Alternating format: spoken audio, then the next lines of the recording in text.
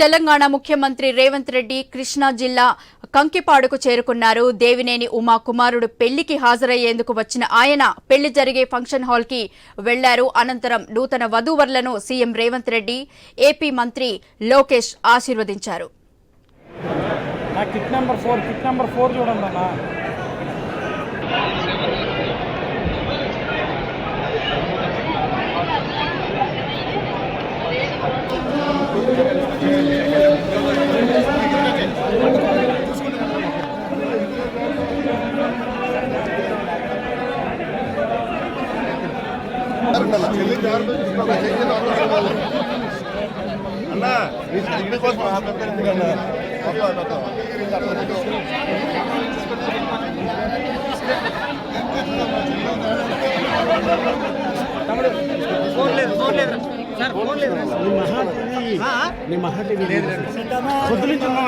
పొద్దున్న 4 గంటల నుంచి ఉన్నాం.